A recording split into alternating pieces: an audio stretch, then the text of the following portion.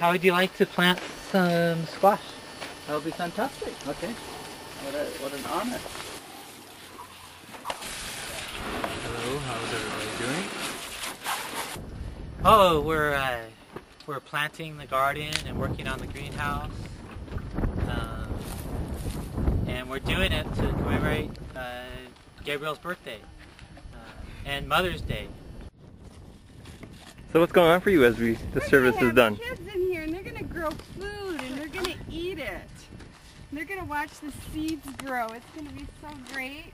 So we're actually honoring the great mother of us all, the Earth, by trying to raise the life force of the planet and grow high nutritious food, reducing the transportation costs and helping the environment.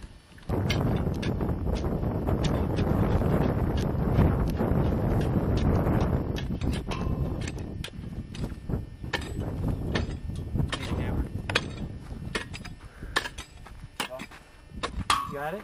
Yeah.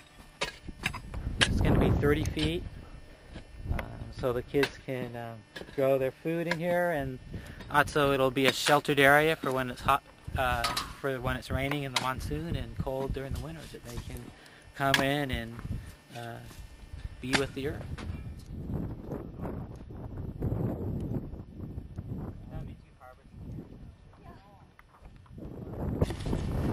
Cardboard that made the difference in the greenhouse. This one. That one.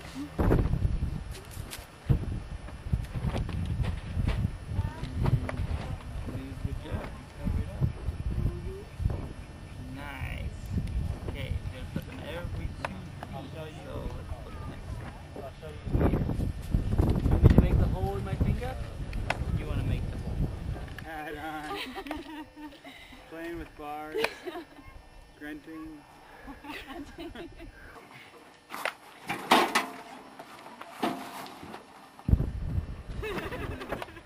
So this is about to be the fourth cut. That means the fourth time that we've started cutting food, baby greens, from this side of the bed all the way down to the other.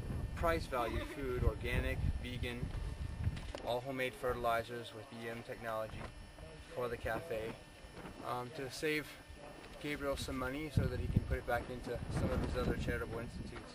We have fast growing and medium growing plants like bamboo, arunda, a native olive, and we're going all the way down this fence. So that'll stop some of the cold wind in the winter as a wind block, but then in the summer it'll also take away some of the afternoon sun, so these beds will be a little bit cooler. That in addition to sunken beds so the wind and the sun doesn't dry out the soil. Under here we're using this as a microclimate for a mini nursery. All extra peppermints. Oh, I see what you mean by microclimates now. You have different shadows. You can just like create the conditions. Totally. So this is a wetter spot, and all of these flowers here are a blend. They are wildflowers, but they're a shade blend. So they wouldn't normally grow in our garden at all, but just here they're growing along peppermint, narcissus, clover, a couple weeds, milk thistle. You got a little harvest just in this one area. We like squash, they're yummy. They're very native, right, Alden?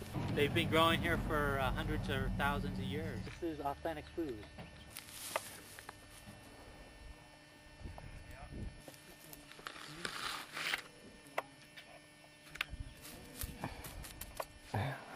Okay. Yeah, just go all the way down the whole bed.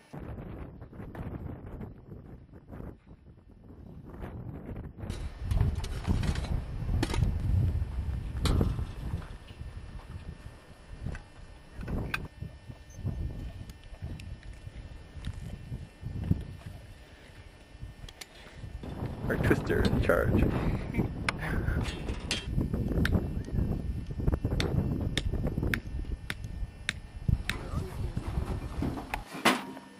Good little piece of.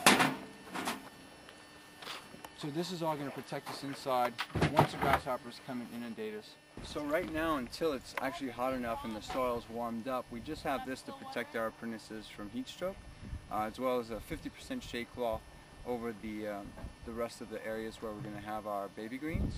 But the idea is to make this entire piece here protected from all sides, full of wildflowers, full of blooms, really celebrate the nature spirits, the beauty of the garden and make it a spot where not just the people that come and work in the garden, but also people that need to have healing time or connect with themselves or nature can come and sit around this little shrine area.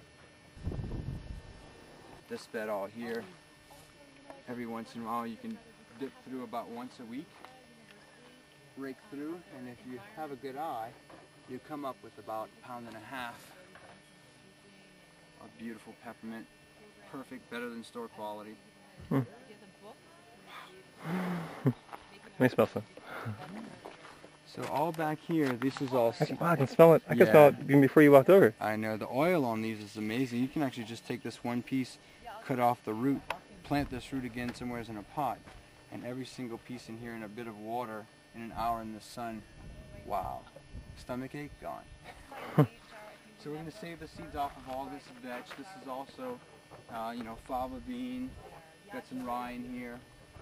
All this is making little nodules of nitrogen, pulling it from the air, putting it down into the soil. We're going to leave these till the very last bit, tie them up in bundles, sheaves like these guys over here are, cut them after the seed sets, hang them side down, all them won't have to buy rye seed anymore. That's the plan, make Gabriel's place as sustainable as possible, have him produce all the food for the cafe in like 2 to 3 years. And with the greenhouses that he has provided for us, and the work crew we had this morning, in 1 year to 2 years it's possible. I think it'll take 3 years though. All of these rows, first row there against the end is all wildflowers and a bug mix to keep away all of the bad bugs from the new section that we're adding onto the garden, and the old section that's the heart and the main production. So then it goes tomato, tomato, tomato, intercrop, then a row of flowers, then tomato, tomato, tomato, and then a row of flowers. And in those flower beds, of course, there's cilantro and marigold and everything else, but really a lot of natives, larkspurs, things like that. Bring the butterflies, bring the bees, native and non-native, get everything pollinated and lift the vibration of this place as much as possible. So you can see Jara, one of our apprentices, is giving the final watering. I felt that we were about a week or so behind our schedule just because of equipment failure and things like that. Now we're pretty much back up to speed. Alden's got all these guys planted with the help from the community. This row under the black cloth is actually, we're killing off weeds just by covering them and letting them smother themselves out. And then we'll till that, and that'll be 2 more rows of tomatoes. And then the week after that, we start off with these guys and fill in everything from this first row of greens, mustards, collards, and broccoli, all the way down to that little Lovejoy fence where the beans will be.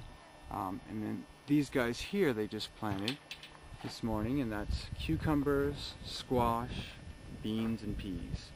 So big time intercropping. It's going to actually be a wall of trumpetino squash up against that, giving shade to everything else. So I remember from before last year. Yeah. It really is a wall. It's amazing. Yeah, it is going to be different. It feels different.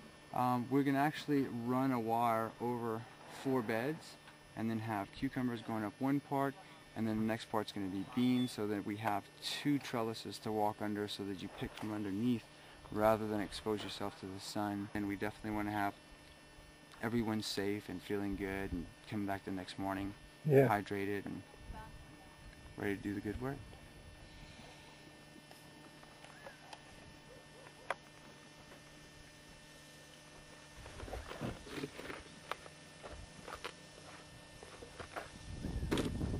We made this greenhouse that each side pops off, and 4 men can pick up and move anywhere in the garden, pop the sides back on, and have a greenhouse again.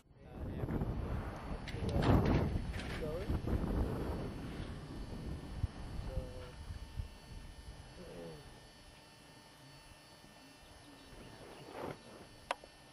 and then a paw. Yeah, 2 feet apart. So I'll put my finger in a hole, make a hole, and then drop the seed in? Yep, and then cover it up.